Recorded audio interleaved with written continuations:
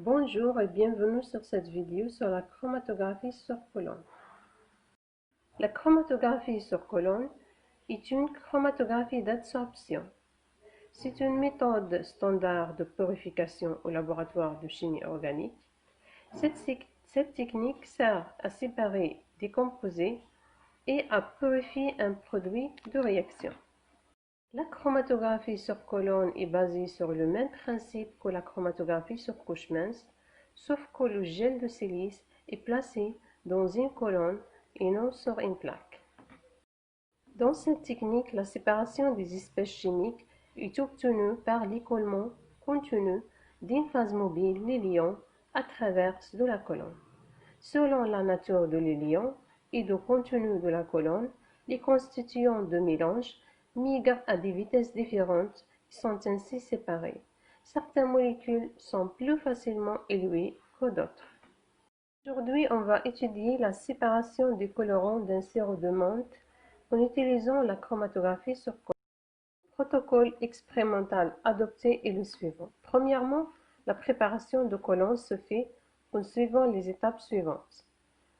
Introduire un pot de coton et de sable dans la pipette Pasteur, fixer verticalement la colonne à l'aide d'une pince, la remplir aux 2/3 de gel de silice, tapoter au fur et à mesure pour tasser et placer un pot de sable sur la silice.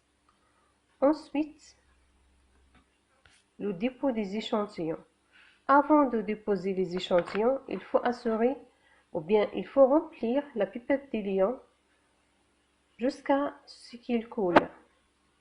Puis on va déposer 3 à 4 gouttes de sirop de menthe sur le haut de la colonne et on va surveiller le niveau de l'éliant au-dessus de la colonne.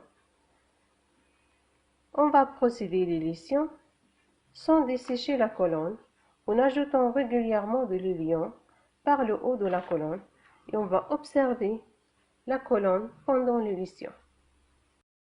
Pendant l'élition, on va recueillir dans un tube à essai le colorant jaune, puis on va remplacer l'eau par l'éthanol lorsque le premier colorant est extrait. On va récupérer la phase transitoire dans un autre tube à essai et on va recueillir le deuxième colorant dans un troisième tube à essai.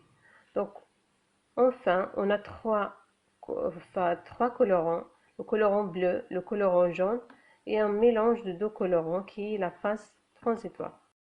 La séparation des colorants de sirop de menthe, comment se passe? Premièrement, le sirop de menthe est déposé au sommet de la colonne.